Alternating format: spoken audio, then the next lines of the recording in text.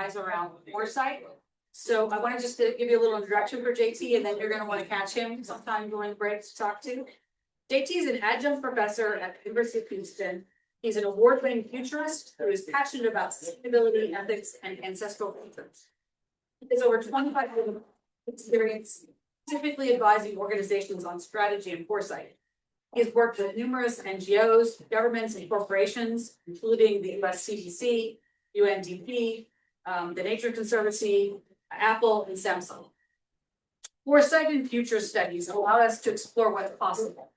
It gives us the vision to anticipate what could be around the next corner. Most importantly, it gives us the tools to not just anticipate, but create better futures that are more sustainable, inclusive, equitable, and resilient.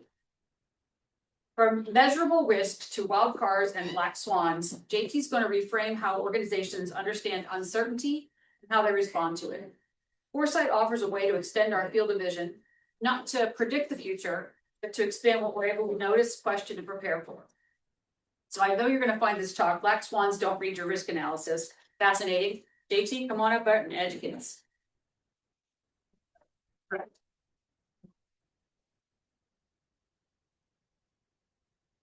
All right, just a little brief. Let's see, we have a clock up. No, we don't. Oh, but you can see.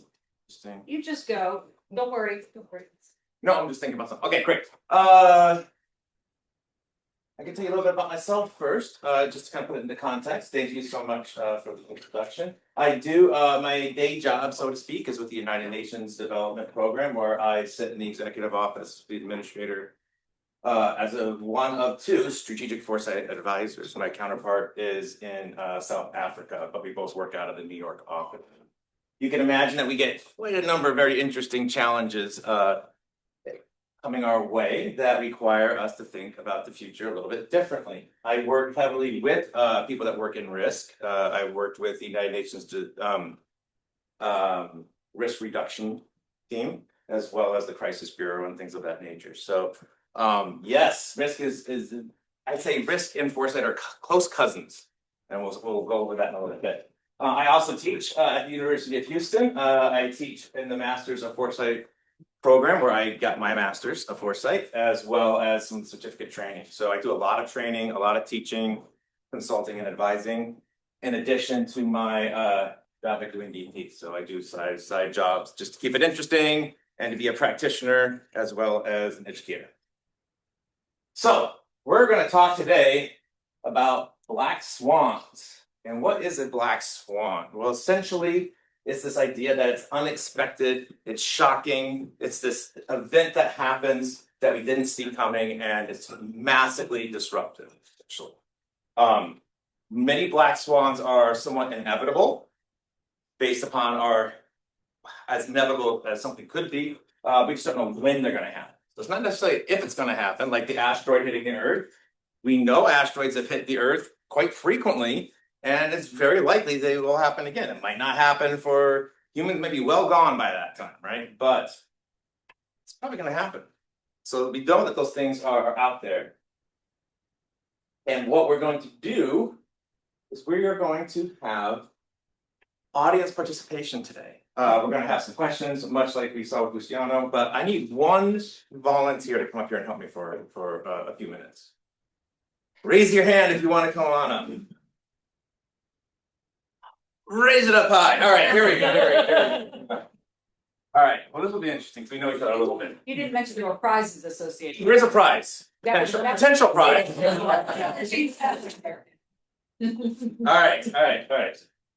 right. Here is, get this in a minute. Here is my box of uncertainty. All right, and I had a slide we were going to show, but I didn't want you to see it, so we're going to do that. That's okay. Good. Close your eyes. All right. So it's really important. You have a volunteer that you can go over a few things, a few ground rules. So come on up. Stand right here in front of everybody. Right dead center. That'll help. All right. So first of all, can you share with everybody your name and occupation? Tom Hartle, CTO. CTO and the company. Seiko AI Polymers. Fantastic. And I'm sure we probably, when we came here today, we signed some sort of waiver that we can be on video and all that other good stuff. So you're good with that? Sure. Okay, voice recognition, voice acceptance is all good. All right. Do you have any medical conditions, any heart conditions? Not really. Not really? No. Risk? No. Are you allergic to bees? Yes, no, I'm not. Okay, we're talking about uncertainty. You seem very uncertain. No allergies. Bees are fun. Any numbness or tingling in your arms, fingers, or hands? No. Good, right. I'm not a doctor, don't worry. Are you clairvoyant? No. Okay, didn't think so. I would have saw that coming. Have you ever been an assistant on a stage before? Kind of like here. I think so. Yeah, you usually work on your suit. All right. Okay, do you know what's gonna happen? No. Okay, that's the correct answer. Do you know me? A little bit, right? A little bit. Right. So we've had some past interactions, so some past knowledge. You trust me? Yes. Yes, certainly. All right. Have you previously read any news articles about me or are aware of any current lawsuits that have to do about me past assistants? No. Good. All right. Do you consider yourself a brave person? Now you might, right? Sure. Yeah. What were your expectations when you wrote these? I felt bad that no one else volunteered. Oh, I should help you out. Pity. I'll take it. All right. What is your idea of a worst case scenario? What may happen up here today? Spontaneous urination. No, we're not joking. That's how I'm not concerned. We've all been. All right. What about your best case? Sweet prize. Oh, you're okay. Oh, you're like you stick with it, and then as long as you follow the instructions very carefully, perfect. I trust you a little bit. So best case scenario. What do you now think is the most probable outcome will happen? Spontaneous urination. I get that about 50-50. It's okay. How do you calculate that? That's the most probable. How do you come to that time since last week? All of the time. Not much thought. Right, not much thought, right? So if you work in risk analysis, No. okay, good, because like you're just going without much thought, that's probably not. All right. What is your current level of uncertainty about what may happen here? On a scale of 1 to ow, that hurts. 6. Okay, cool. What would help reduce that uncertainty? I don't know. I'm not sure. Well done. And would you say, as a whole, that you're a person that likes to take risks, or you're more risk averse? I think probably a little risk adverse. Little risk averse. All right. Well, thank you so much. I'm gonna ask you now. Just stay right there. I'm gonna ask you to give me a hand in something. So normally I have an assistant, Mr. Diem, that helps me. You might know him, Poe. So you're gonna stand in for podium today and hold this for me, but don't look. I'm sorry. All right. Here's the thing. This here I have. So important. It's the box of uncertainty. Okay. Do not drop it. If you drop it, we all know about Schrodinger's cat, right?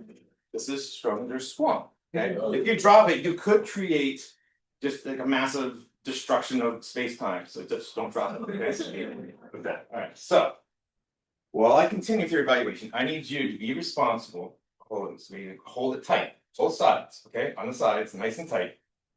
Hands grasp firmly. No, in here more. There you go. On the metal. On the metal, there you go. All right. Is this a shocking experience for you? It is a shocking Is experience. this what you expected? No, this is more stimulating than I imagined. Yeah. Speed of sudden urination. But how much more is this gonna shock? Depends would have been our way of it handling this. If you had them on you at this moment, right? If you're wearing pens. So thank you so much for this. And you get a prize. Awesome. You gotta open the box. It's a book. Look at that. Yes, this is a fantastic book, Anti-Fragile. I highly recommend it's one of Thank you very much. read. So thank you for being great. Thinking when you want to get shot. More than welcome to. So we are going to why did we do that? Well, it was fun, right? And I want to try something new, and I want to take a risk in doing something new, and this is a great environment, and you all are so fantastic. I thought, let's have a little bit of fun. So this is the slide I was gonna. Oh, here we go. So we talked about things. Expectations. What did he expect, right? Trust. Did he trust me? Did I trust him that he was gonna go along or trust this exercise? What precedents did he have? Did he have an experience with me or being on stage before? What sort of threats might there be? That's the worst case scenario. What sort of opportunities might come out of that? Hopes and fears that may be coming up here, coming up in front of everybody can itself be a fantastic fear. Calculation and quantification. Yeah, mental, didn't really know. Not a lot going into that analysis of whether it was safe or not to come up here. All this ties to uncertainty. And this is the box of uncertainty. And you guys would have known this, he wouldn't have if it had worked out slightly differently. But then I saw that monitor up there that says exactly what's happening. So that was not going to work. That was a risk I took, and I had a bunch of uncertainty, but it worked out. All right, so is there any way we can get rid of the maybe just move the mouse? There we go. All right. So we all do some level of risk management. We're planning a vacation, we're planning a decision, we have some what could the outcome be? We're futures thinkers in that way. Standard risk analysis, Luciano probably going back, maybe some of the older models too. It's like, you do, what do we know? What are we going to look for? The identification, what's possible. We do some analysis, we evaluate how it matters to us.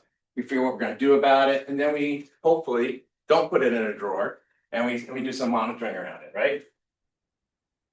These are great.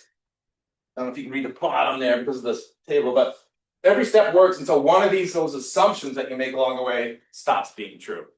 So we've seen that happen in the best laid plans of mice and men. So this works though if what you're trying to do is either simple or complicated. We'll talk a little bit more about the differences in that in a minute. But this works if you have knowledge of stuff and you can measure. This works really, really well. All right, and you might see something like this traditionally. You might see a heat map or some way of sort of putting the likelihood and impact, right? We already saw that. This is very standard. And Foresight actually is not going to deviate too far from this. It's just going to add another dimension possibly to it. When we think about this, we think about risk reduction. Like I said, I work with the UNDRR, disaster risk reduction, because there's a lot of risk in the world. A lot of risk of disaster. So we think about risks, when we think about disaster risk reduction, we think about it from a fear-based standpoint a lot of times. What's the worst thing that could happen, right? We forget that the other coin of risk is what's the best that could happen. When we have a risk, we are looking at something that we have a stake in the outcome, right? We have a vested interest in that outcome, and that's what. But we don't know what that outcome could be. That makes it a risk. But a lot of times those outcomes are good. Asking someone on a date that you really are into, right? It's risky. It's nerve-wracking, but the reward can be potentially quite huge, and usually the downside's not that bad. So what do we mean when we say risk? So, risk is a set of parameters we put around this idea of uncertainty, right? We then use these parameters to sort of methodologically gain insights into possible outcomes and what we might care about. That's essentially what I'm talking about risk today. But all the other definitions that Luciano have are also completely valid. In fact, I'm not going to contradict anything Luciano said. Maybe that's you're hoping for some big turf war over risk and foresight. But no, again, they're very close cousins, share the same grandparents, maybe a different set of grandparents on the other side. So right now, this question was already asked, so I'm not going to ask you again, but think about what risks are keeping you up right now. It could be personal risks, it could be business risks. So just a couple, maybe didn't get the shout out before. What are some risks that are on the top of your mind right now? You came here today and said, if I could know something else about this risk, if JT could tell me or Luciano could tell me, this is what I would want to know. Anybody have a risk they want to share? Well, I know in terms of keeping me up at night, will my children stay employed? Yes, and we talked about that one earlier, so that's a good one. I have a whole another talk about generational futures and our role as stewards of the future to our future generations. And long story short is they're probably going to be fine. It's not going to be our world; it's going to be their world, and we need to give them the power to make it, right? And not force them into like succeeding in our world. They need to reset the goals, right? Talk about the risk and resetting the goals. Their goals are going to be different, and that's okay. Well, we still have the goal of wanting to eat. So We still have the goal of wanting to eat. If it's going to fail, it's not going to fail because of things probably like AI. It's going to fail from much other things, right? Then we have a black slide. That's cool. Or multiple black slides. And actually, we have no power. Something's going on. Or I have to wiggle the There you go. Ah. There you are. complexity. We're talking about complex systems here. So as complexity increases, right? When we need to understand risk the most, right? When there's the most at stake, complexity, there's so much uncertainty, traditional risk management falls short. Bottom line, right? That's why we need something to help augment that. Uncertainty and rough terrain, when the terrain is unstable, when there's so much unknowns, it's really, really hard to do standard risk analysis. It can still is very helpful and you should be doing it, but sometimes it just doesn't really give us what we need, especially when it's not just that we don't know, but everything's changing so fast and fluid, not just progressing or evolving, it's just constantly shifting. It's like a big smoke coming off from something. It's amorphous, right? When that's the case, it's not that you can't measure, it's that measurements are meaningless because it's constantly a movement. There's no stasis of which to measure something. You might know exactly what the metrics are, but you just have no way of possibly holding on to it long enough. And that's kind of like we think about like the 6 months. Like you can do all this analysis in 6 months, it's not even important anymore because the world has changed. Sometimes the thing we're looking at in that instant is changing in the very instant, right? And so it's how do you measure risk on something that is a cloud? So talk about complexity. We're going to talk about the spectrum of uncertainty. For those of you who read the preview into today's discussion that was put online, I think, or in the email, there's the old kind of story about the guy who is looking under a street lamp for his watch. And someone's like, "What are you doing?" And he's like, "Oh, I'm looking for my watch." He's like, "Oh, did you lose it around here?" He's like, "No, I lost it down the block, but the light's better here." Right? So that's this kind of analogy. We're going to use that because we think about how light casts, illuminates things that we don't have, we can't see. So if we think about light doing that, we can see where we work in the shadows and what foresight and risk do with inside of different amounts of light. So the first one, again, I apologize if you can't really see that, but I'll read them to you. Known. These are the simple things. This is how we optimize. Think of an assembly room. Think of a factory floor, right? Those are things that are easy, reproducible. If a part breaks on the assembly line, there's another one ready to go right back in it. Everything is switchable. It's a system that is almost completely predictable. Something might happen to the system that you didn't see coming, but getting that system back online, operational, is usually a simple matter. Still requires work and effort, but it's simple. You know what the values are, you know what the outcomes of applying work to those areas are. So that's where we try to automate and optimize things. Known unknowns. This is what we call complicated. Some of you may be very familiar with these concepts, and that's great. So I'm going to put a little different bent on it, but the difference between simple and complicated is the fact that we know that there's things we don't know, but we can measure.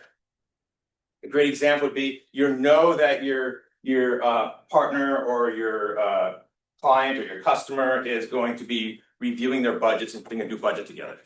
You have no idea what the value is going to be, but you know that there is going to be value to their budget. Okay, so that's a known unknown. You can plan around it. You can have contingencies, you can have a couple different options, and you know that the outcome is generally going to be within a range. There's not going to be really any surprises necessarily.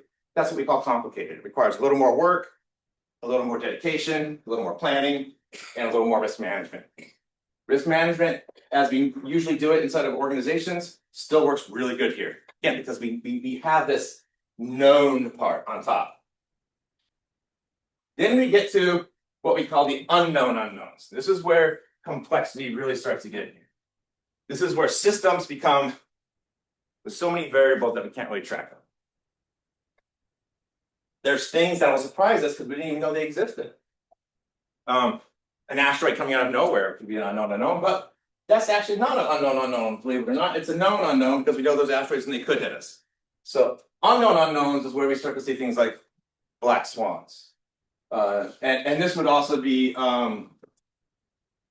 just systems that behave in ways that seem completely unpredictable because we don't know enough about them. And then we have the unknowable. This is where true surprises happen. This is where we currently have no way of even conceiving of the possibility. That we call, sometimes in Foresight we call these events singularities. It's like inside of a black hole. We have no way of knowing what's inside of there. At that point in time, every concept that we have of reality just completely breaks down and shifts. And so that's after that point in time, everything is different. Any plans, any ideas you had about things are just completely out the window. And that's when we think about chaos. Right? At that point, it's really too late for risk or foresight, and what you're really in is crisis management, generally speaking. Any questions on this? Does that make sense? All right. So as we get further away from the light here, you'll see it gets darker and darker, and that's where some of these other disciplines, crisis management and foresight. So here's another way of kind of looking at it. We're not going to spend too much time on this slide, but you can kind of see the first level is increasing uncertainty, right? Your level of uncertainty, you go from known to, and it's measurable, but you might not know what it is, dynamic, it's plausible, so it's some sort of like it could happen, we don't really know, there's no data, it's completely disruptive, that's sort of the completely out of nowhere, and then this idea of actually creating something completely new, but you have no reason to believe it's gonna succeed. That's where true transformation comes in. Yes. Just had a question on your last definition. Oh, I'm sorry. This slide of the previous one. The previous one. Yeah. I was just curious, thinking about things that have happened in the relatively recent past. What fits your definition of unknown unknowns? I get that one. It's a mega merger of equals. How that might actually end up. It's one of the examples of. Yeah. I mean, a lot of things are. The reason why that's hard to answer is because it totally depends on your perspective and your knowledge, right? So I can't answer that for any individual. For example, people say like, and I know, and first of all, futurists don't predict. So anything I say is not a prediction. It's just a viewpoint of how things might possibly be. But like the pandemic didn't surprise me at all. I mean, there were a number of us that were like, I was in December telling my family that we're visiting to go home. I was like, we should probably just put you on a plane and get you out of here. I think this could go south really bad. So for me, that wasn't an unknown unknown. It was a known unknown. It's like, this is going to happen, right? But for other people, some people thought this was unknown. There's no way we can know, right? And then some people have the perspective of unknown unknowns. It's where your perspective is, which is a very important part. And I'm glad you asked that question.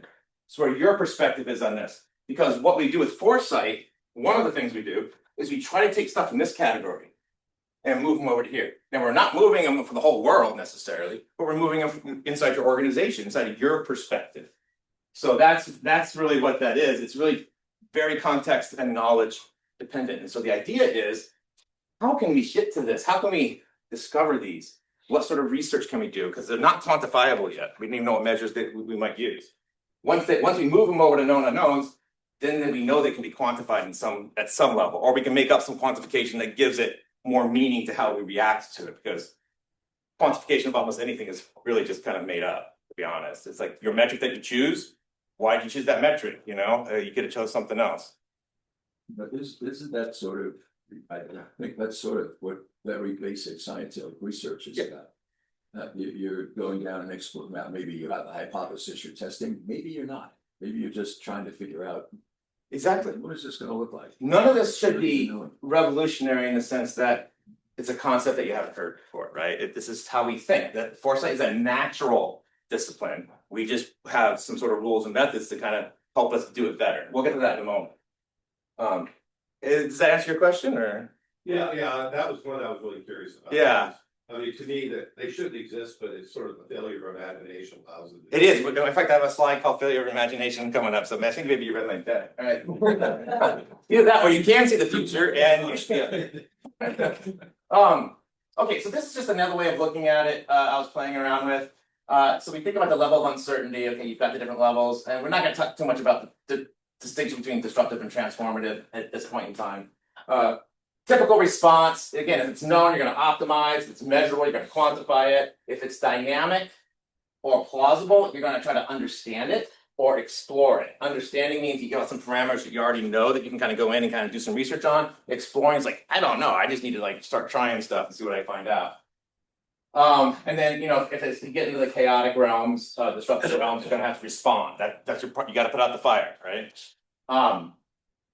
The reason I will say that the reason disruptive and transformative are together is that in a chaotic situation, the main thing where it's like, we got to stop the bleeding. This is the one chance you have to become transformative that's basically given to you for free, that you don't have to put a lot of extra work into, because this disrupts the systems where transformation can happen. Many transformations happen in a decline, essentially, right? In a collapse, in a catastrophe, there's new opportunity. Doesn't mean you should hope for this, although I do have an anecdote about that that's quite sobering with city metropolis planners, where they said, in order to get to the future that we want, we have to destroy it first, so let's create a nuclear accident. I'm like, no, let's not. But then, like, after that, we can all work together. I was like, your logic is somewhat okay, whatever. But these are like major city planners from like the world's biggest cities. I'm like, this should not have been your go-to in the workshop. From all over the world working together, which was nice, to destroy the world. Discipline, right? What do we do? What sort of tools do we use? And this is where you get operations. Essentially, when it's known, it's just you go to a man and you go say, this breaks, I do this, boop, and it works. You don't really need much else. Risk management is where it's sort of that known unknowns. You're doing those calculations. Should I, shouldn't I? Systems thinking and foresight come into dynamic and plausible. And then crisis management. And then again, strategic foresight comes into here because that's your opportunity to make change, right? And then it's a progressive scale. You can see increasing complexity and increasing uncertainty and impact. This is act in the face of disruption, and this is shape the future we want. And this is really the exploration of multiple futures. So you can see here, hopefully, in the last two slides, that there's a progression where each one of these work well. And it's not that you're just doing any one of these in any one of these situations. Most situations that you're trying to plan for or put your strategic plan around are going to have items in each of these columns, right? It's not like everything you're doing is going to be simple. There's going to be some things that are simple, some things that are complicated, complex. And usually in planning, it's not chaos, but it's planning for chaos. So, what are you most uncertain about right now? Not so it keeps you up, because maybe you may not worry about it. Maybe there's like an uncertainty, and we talked about AI or the future of our kids and future generations being able to work. What are some other things that you're uncertain about?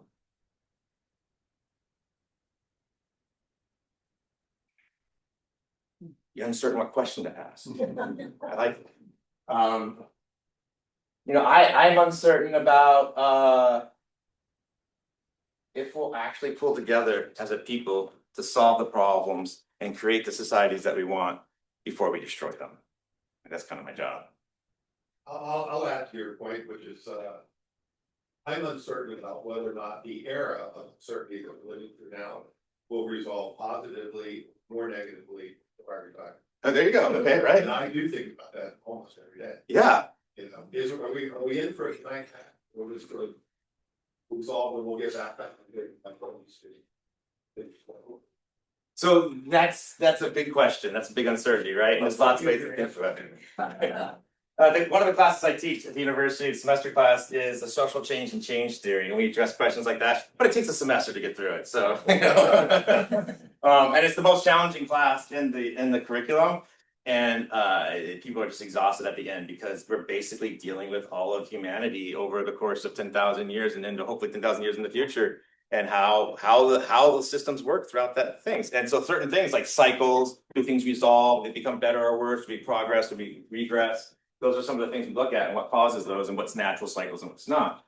So a lot of times we're so narrow in our focus on the current uncertainty, we don't see that there's actually a pattern to the uncertainties that we can kind of follow. So we might not know about it, exactly what's going to happen. We can kind of see, this looks like this shape. We don't know what the uncertainty is maybe, but the way things are being kind of revolving around it has a certain shape. And what do things of that certain shape tend to do, right, over time? So there are ways of analyzing that, but it gets difficult. And this is great because I said it's a natural thing we do. Foresight is a natural thing we all practice. You all came here today. How did you get here today? You had a planet, right? You go out. The most common thing is the weather. One of the most predictable and unpredictable things that you ever have. I live in Washington State on an island, in one rain shadow and in the rain zone of another. And every time I ask my device, what's the weather going to be tomorrow? It's going to be sunny, this, that, and the other. And it's like, okay, so it's going to rain tomorrow because the device is always getting it wrong. And it's just like, I just know that whatever it says, it's not going to happen. It's because there's so many microclimates. It's really, really hard. So we do practice foresight all the time. It's one of the things that makes us human, is the fact that we do this without even trying. We imagine, we create worlds, create very vivid and complicated and complex worlds that don't exist. Maybe, and some people might even say that our own reality doesn't exist and we're just creating it as well. That's another topic. But the problem is that we just don't do it all that well. We think very linearly. So we were having a conversation today about the founding of America from the European colonists and who was coming over at the time, the migrants of the era. And I was mentioning that some of my ancestors were some of those originals that came over. And so for my kids, they're 13th generation European American. And we can point back to certain individuals on that tree, right? Key individuals that a lot of people probably have in their family tree. So just a guess, without doing any math. If you're a math person, maybe don't guess, but this crowd is so energetic with raising their hands. I'm sure there's so many answers. 13 generations back, how many people are contributing to that DNA? So how many grandparents, great-grandparents, blah, blah, blah, blah, blah. How many people are at that top level of the tree? Not just all the people that come down after it, but at that top level of 13 generations past. How many people is that? Any guesses? I don't have any other prize. I do have some stickers. What was that? 150. 150. Okay. Higher or lower? Higher. It's like Price is Right. Higher, lower, $1. No, so higher. Well, give me a higher number. 10,000. 10,000. Who said that? All right. Any other guesses? Higher or lower? 10,000. Oh. Lower. Okay. It is 8,100 and some odd. Okay, so 10,000 is pretty dang close, but you did go over, so the $1 would have won. Yeah, that's right. But you go one more generation. The refrigerator? But actually, it is if you include all the people that, not just the DNA sequencing, but if you include all the individuals, you would have to take the 8,000 plus 4,000 plus 2, and go down. So then you're well over 10,000, right? Of individuals that have contributed to who you are today from a biological and nurturing standpoint. So that's a hard number for us to kind of like, wait a minute, 13 generations, a couple hundred years, we had, that's how many people made up. It doesn't seem right. It just doesn't seem intuitively right. It just seems way too big of a number for most of us. And a lot bigger than 100 or 200, right? It's almost unfathomable that it happens. That's the way change works. That is exactly it. So we're not that good at that, at conceiving it. Just even when we know the fact, we know the number, it's 2 to the exponent 13. But then I calculate it. It comes out. It's not like the calculator's gonna be wrong on that. It just doesn't feel right. I had to do it twice myself. I'm like, no, I must have typed it in wrong. Oh, see, because it just doesn't feel right. So Roman Krishnarak, a great sociologist out of the UK, some fantastic books I highly recommend reading him. He'll challenge your thinking. That's what he does. You might disagree with him, but if you really want to have some ideas about what the future could be and what our past was, he's a fantastic sociologist and historian. What we have here, because of that, is a failure of our imagination.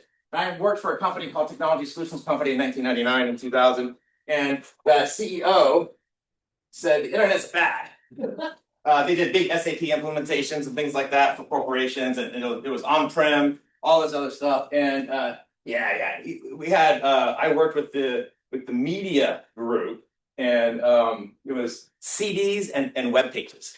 And he's like, the CDs we're gonna keep doing those, producing those because the internet's just, it's not good. Doesn't take off. Needless to say, 3 years later, they're no longer a company, right? In 2003, they were on it. But so it's not about fact and what we perceive as something is, it's about imagining what it could be. It's very important. That's where foresight and risk start to diverge a little bit more.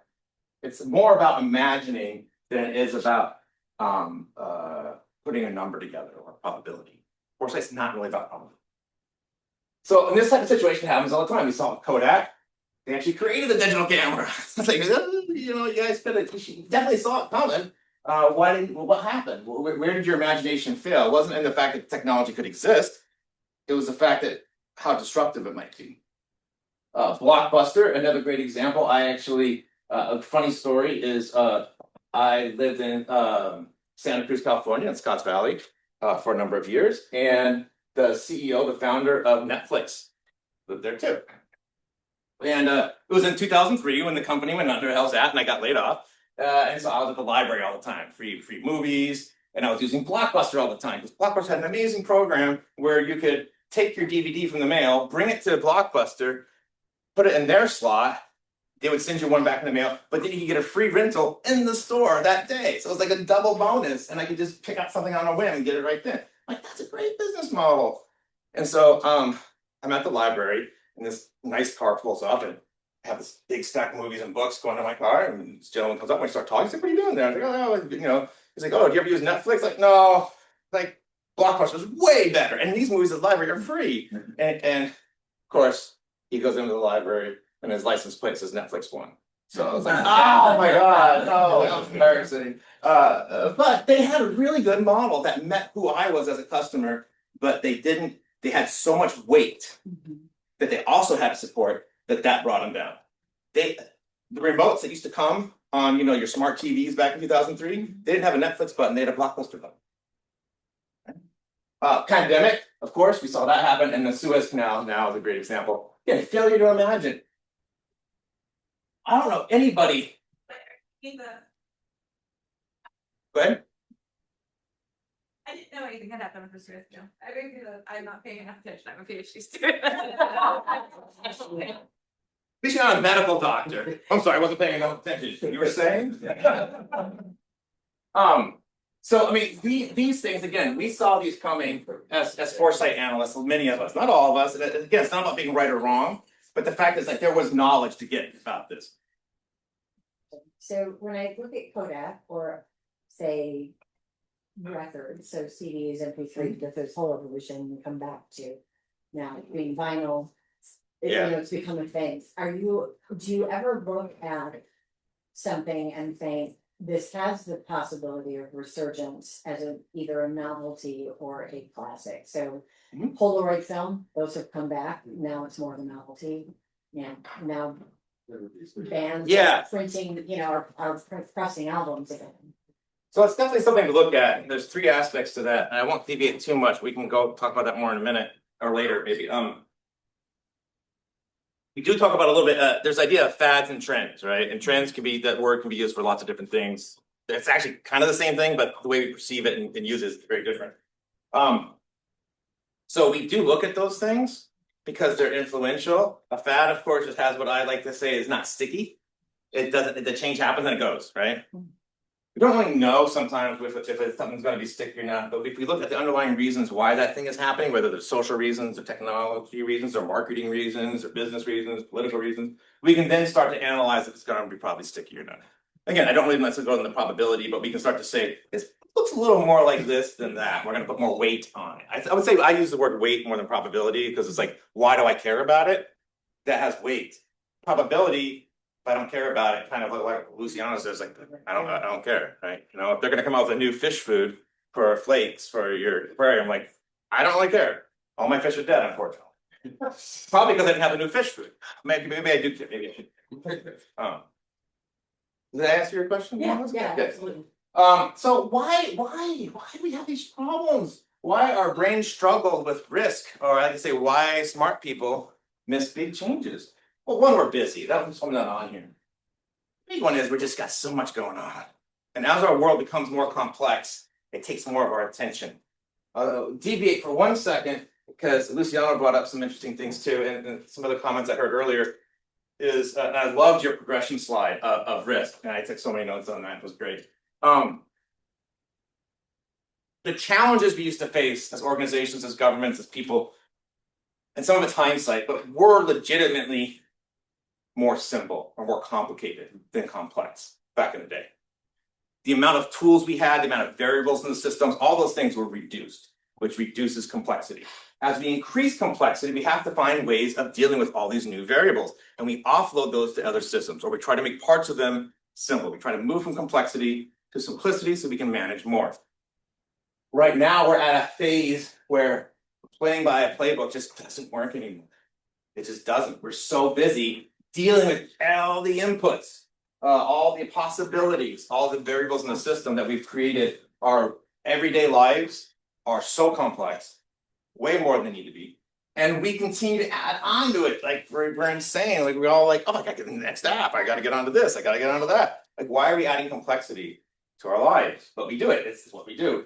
So that's one aspect of it. It's not really on here. But the other one is sort of the natural biases we have about the knowledge we have or about our experiences. The idea of control, big one. We want to control things, right? We want to make them permanent. We want to make them predictable. We want to put it in the values and get the outputs exactly we want. So we have this idea that we can do that. We have the social proof, the idea that we're validating each other, validating certain ideas, and the temporal discounting that happens all the time. That we have a very poor relationship with understanding time. That's why we are all futurists, but we just don't just have a bad time with it. And one really good example of this is most people feel more connected to an individual on the other side of the world in a culture they've never met or never known than they do to themselves in 10 years. That's crazy, right? Because like, why do I feel more disconnected from this me in 10 years than I do from somebody I've never met, don't know anything about? But that's what we do. Because that person is in our time. They're experiencing what we're experiencing. They're coming from some sort of frame of reference that we can relate to. This other person is in a different universe, essentially, right? And I don't just mean different because in the future, it's different because we don't know how to relate. We don't recognize the things that they're going to recognize. So we don't know, like, there's just so much uncertainty about that. Whereas someone across the world, I could make pretty good assumptions that are, some of them are going to be right, especially if you're someone who's traveled the world. You can make some pretty good assumptions. Why our hearts struggle with this? So foresight is not just a mind thing, it's a heart thing, right? We use feelings and intuition to process complex environments. We move complex things into our instincts and feelings. That's how we survive as a species. That's a natural part of what we do. We move these into what we generally think of as hopes and fears. Those are the two main categories. Things we want and we're excited, it makes us happy and joy. Things we're like, do not want, makes us anxious, fearful, sweaty at night, and all that stuff, right? So like, yeah, we want that one. And so we have that bias of putting things we want to have happen over here and then making these things be much bigger demons than they actually probably are. Because nothing is black. So our hearts are having problems with understanding the future too. So we've offloaded all this stuff to our feelings and instincts, and even that's not necessarily reliable. Risk is built for stability, like we talked about, simpler worlds, but we're not in that simple world anymore that we just talked about. So the same tools that we used 50 years ago just aren't doing it. You need to make them fit for purpose for today. And the other thing is, it's not about predicting and narrowing. Like Luciano said, foresight comes up with more questions than answers, right? But at least you've identified those uncertainties. You've gone from unknown unknowns to known unknowns. The goal wasn't to predict, it's to prepare for what could happen, right? It's to have that understanding. I always say, there's two things I look for success in foresight. First one is, did something happen that you would have been surprised by, but after you've done some work, you were no longer surprised by when it happened? But yeah, if I hadn't done that or whatever, I would have been totally surprised. But I imagined it, someone told me about it, I thought about it, I put some plausibility behind it, and then when it happened, I wasn't surprised. I might not have been prepared or did anything about it, but I wasn't surprised. The second thing is, after doing some sort of foresight activity, and it could be a risk activity as well, did you consider changing your mind or your decision, or did you change your mind or decision? If you made a change in your decision because of new information, then that's a win. Did you feel more confident about your decision? That's a win. Doesn't mean you got it right, but at least you put in the effort and you got value out of it. Stranger than fiction. Okay, so now we're gonna have fun, but I do want you to raise your hands, but you don't have to tell me anything. So maybe it's a little safer. All right. This is like two truths and a lie. Two of these headlines were actual headlines, and one of them's made up. Okay. The first one is Japan collating selling world's first toilet paper made from used diapers. And some of you, I think, may have seen some of these. So, AI creates new drug that cures common allergies in a single dose. And many artificial suns sets new record. The closest Earth has come to achieving limitless clean, let's say energy there. So which one is fake? Who thinks Japan coalition selling world's first toilet paper made from used diapers? Who thinks that's fake? Oh, I got one brave soul over here. The other one over there. All right. AI creates new drug for allergies. And many artificial sun. Okay, so a couple people think that's fake. That's about split. So, true. Nice. True. That's actually happening right now. It's very exciting. People say what I'm most excited about for a possible, especially technology change, that will be society changing, like can't even understand the massive impact it's going to have on society. It's fusion energy. It'll create a world we can't even imagine. 200 years Or destroy it. Either way, it'll be different. And this one is false. AI has not done that. Although sometimes I've done this and I haven't updated this in about 18 months. I had one time where I said it was false, and so no, that happened. And I was like, what? It's like, so sometimes, I'm a futurist. What can I say? All right. Dutch coffee brand recruits children to its board of directors. Elephants can't pursue release because they are not people, court finds. And this Finnish city to ban smartphones to encourage face-to-face communication. Who thinks the Dutch coffee with kids on the board is fake? Okay, about a quarter third. Elephants can't pursue release because they're not human. All right, it sounds ridiculous a little bit, but all right. And then the Finnish city to ban smartphones. Oh, all right, two. All right, true. I love this story. It's an amazing story, and it just warms my heart like a ton. Yes, sorry, elephants. And this one's fake. So, good. See, the majority doesn't always win. Amazon Celesting delivery drones that predict what you'll buy before you order. Whoops. I gave you an answer. Solar eclipses on demand mark new era for scientists studying the physics of it. That one's true, so I gave you a freebie. Logging offline but living on. How AI is redefining death, memory, and immortality. So who thinks the Amazon one is false? And who thinks the AI immortality is false? Stranger than fiction. All right, I think this is the last one.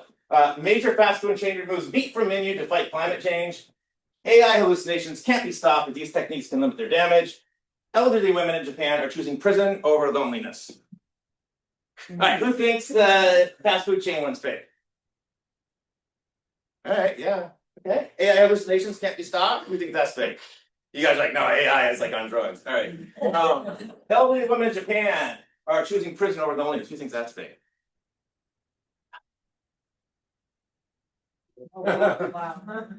Yeah, that as much as the kids in the Dutch coffee company give me hope, that one's pretty sad. What? Then what are they doing to get in prison? To notice that? I don't remember what it was. It was in the article. I don't remember what it was. Shoot.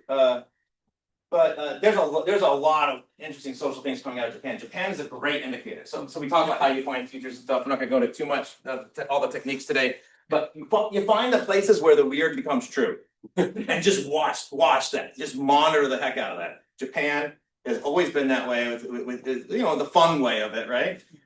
But there's some very interesting things coming out of Japan on a social level that are very unique, and we see them being adopted in other places in different ways. Maybe the means might be different, but the reasons are the same. So watch out for that. All right. So to practice risk management and foresight is to believe that you have agency. If you believe everything's predestined, if you believe that it's complicated and things are just chaotic and there's nothing I can do about it, that's probably not the field for you, right? You have to believe you have agency, and with that hopefully comes hope. But you have to believe that there's something I can do, and it's gonna have an impact. So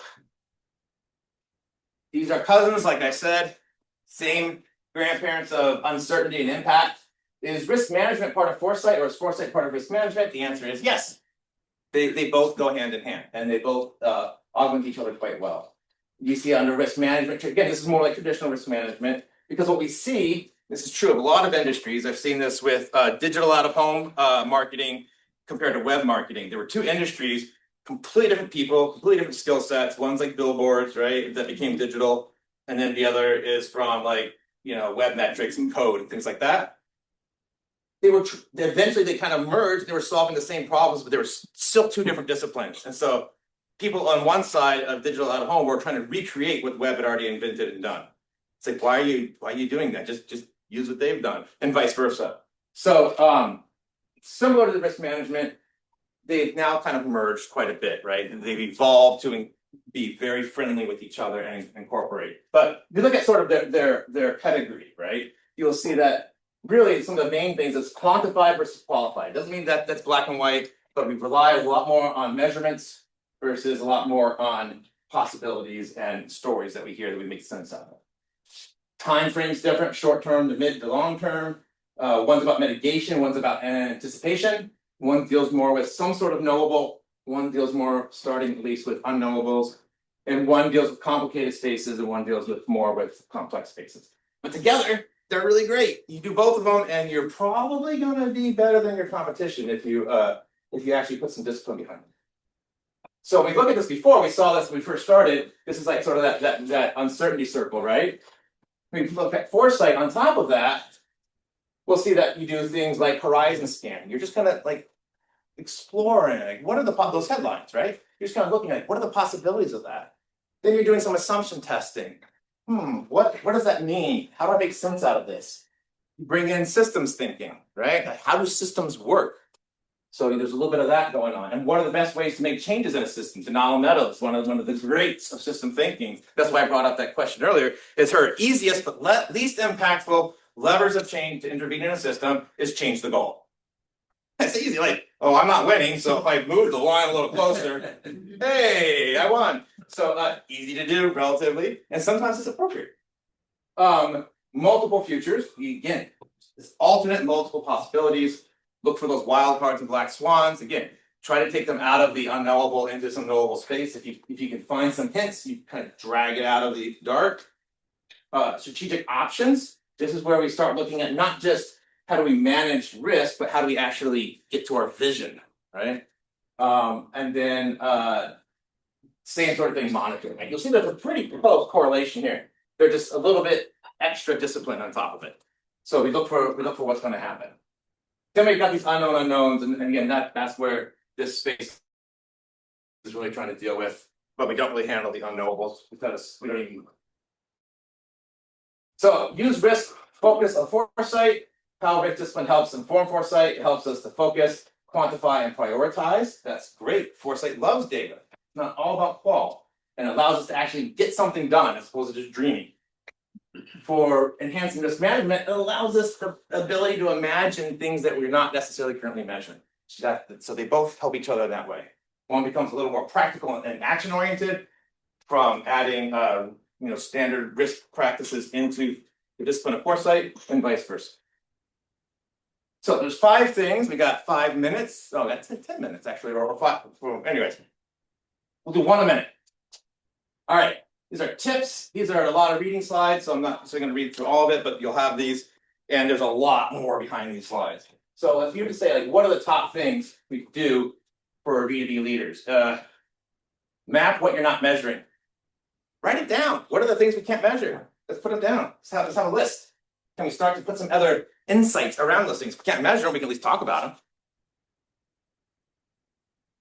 Track signals, not just KPI. Look for things that are emerging. Those often don't have KPIs yet. Stress test strategy across different futures. That's a great way to use scenarios and other techniques. If we do this, what might happen? So scenarios have been used in risk analysis for years and years and years. They're a little bit different type of scenario. We're not getting into all the different variants of scenarios, but it's not about if this happens, do that in foresight, but you can put together plans to look for certain things to see if that thing did happen, would our strategy or our plans play out? Give a couple examples of those weak signals for us to get our minds around. Yeah. Well, the headlines that were true that you guys thought were false were potentially weak signals.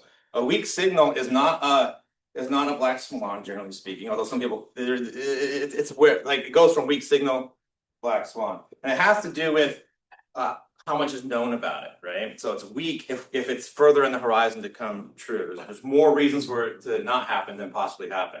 But it's happening right now. I'm using AI to create some of the images in here. That's not a weak signal. It's a very strong signal, and it's not even of what's in the future, it's what's present. You might say that, well, I could just it's just going to do it for me. As soon as I'm typing, it's just going to just create the images for me. Like that kind of happens now. Maybe that's the horizon too. That's still a pretty strong signal. We see it happening and being introduced in some products, but it's not mainstream. And then weak signal is way down the line. It actually maps. I have a whole thing about horizons and weak signals. It actually maps pretty much onto Rogers' diffusion curve, for those of you familiar with that. So if you think about a weak signal, it's where those innovators and very early adopters, or not even adopters, or more testers are at. Because you don't know what's going to go up to that hill yet, right? It hasn't proven itself. So that's going to be a weak signal. If you find something that's sort of in that realm, it hasn't really emerged fully yet. If you have an emergence of Kalshi in these predictive markets, we're seeing, people have these esoteric kind of bets, right? And then That's the dark stuff. That's actually been happening for a long time, by the way.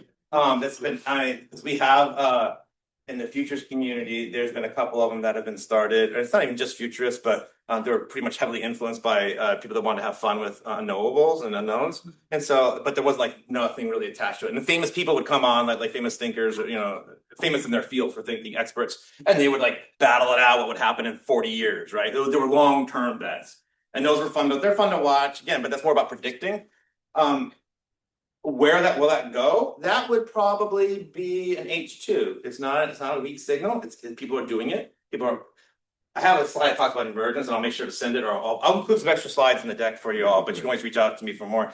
But there's an emergence track, and basically it comes to like mad scientists in the garage, and then it moves along. People are using it, adopting it. People are putting it into their products, as opposed to not just people that are building it, they're putting it into their products, and then it becomes legislated. Then it becomes litigated. Once it becomes litigated, it's here. It's now a thing, right? Once you have precedents in court or someone saying yes or no on something, then it's fully emerged. It's no longer a signal. It's just reality. Anytime somebody gets upset with somebody else, right? Then it's real. So you think beyond what you see. We'll go really quick. Look for signals. Determine underlying drivers of change. We'll talk about this. Drivers of change are probably the most important thing to understand about foresight. In the sense that scenarios and stuff go stale. We've all seen movies where, it's in the future, but there's big square TVs and stuff. Like it kind of loses its. It doesn't feel real, right? It feels outdated. But drivers are the underlying reason that they came up with those ideas in the first place. Like, what? How would we get there? And those don't change as often. They're contextual to their situation you're looking at. But understanding those is huge. It'll improve so much. And then be inclusive. Don't forget all stakeholders, right? Who's affected by this? Map what you're not measuring, explore your uncertainties, map out the possibilities, look at implications, and don't be afraid of squishiness. We talked about not having a direct answer sometimes, right? Not always having the answer. Foresight, I love it. One reason I chose it is I don't have to have the exact answer. I can just say, it depends all the time. That's my job. But I have to tell you why it depends. Use future systems thinking. It's futures and systems together. Look at implications. Look for where you can change, where you can have the most impact, and look at how the shape of change is happening. Use archetypes, because they will tell you a lot. They'll tell you, like, this looks like a fix that fails. This looks like unintended consequences, right? And what does that play out look like? Have a vision. Know where you want to go. That's super important. And then when you ask yourself about risk, how does your risk impact your vision? That's more important than how does risk impact your plan. You can always come up with a new plan. Your vision is your core. And be different. In an uncertain world, leaders need to broaden their perspective of risk and future-proofing strategies. Just because it hasn't been done before doesn't mean it can't be done before. But it also doesn't mean it should be done. So be brave, be bold, be proactive, be engaging, and above all, be somebody. So there you go. We got, I'm not sure on timing, we got like 2 minutes or so. So is there any other questions? Please. I'm also here for the rest of the day. You guys feel a little less uncertain or more uncertain? The main takeaway. Oh yes, go ahead. So is the thing that takes an unknown into a known unknown, like the act of assigning quantification to it? No. It's recognizing that it's possible. It's not telling you how probable. It's recognizing it's possible and finding plausible pathways to it. Real quick anecdote, I was working with a group of UN leaders in Panama and in Latin America and Caribbean. And we're doing an exercise on what we call the 2x2 uncertainty. It's a way of looking at possibilities, to looking at two main uncertainties, and we put them into quadrants. We all love 2x2s, right? So it's a really easy tool for people that are in business. And the exercise is like a 30-minute lab, 45-minute lab, so it's pretty quick. And they're supposed to be coming up with these possible futures. And they were all generic. They weren't like stretching their imagination. They weren't doing those things that, they weren't doing this. And so I challenged them, and then the guy was getting a little frustrated. He's like, fine, World War III. Like, great, how do you get there? He's like, no, I was kind of like just being frustrated and joking. He's like, no, how do you get there? And so he went to the data, he walked it back in 3 steps. He goes, oh, okay, yeah, okay, we got work to do. It made it real, and it made it plausible. He found a pathway to it. And that's what we really do. This thing that was like, I don't know how we could ever get to World War III. Like, what could possibly cause it? I mean, we have these disaster stories. Sure, you can make stuff up, but none of that physically feels plausible or real. But based on his job, he's a smart guy. They sat down and he's like, oh yeah, fine. This is how you get there. He's like, oh, that's how we get there. And actually, we're really close to that along certain pathways, right? It doesn't mean nuclear war, but how do we get to this big, everybody's killing each other, right? So it's not a fun experience, but yes, it's making something possible. As you can see, talk for a long time about this, but it's natural. It just comes. You layer it on top of what you do. You should not be intimidated by it. We're all futures thinkers already. There's so much you can do.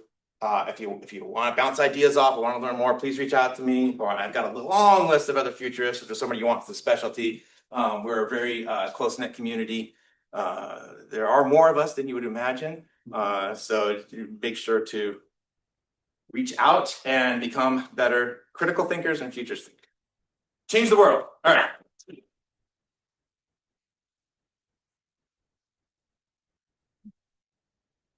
We'll close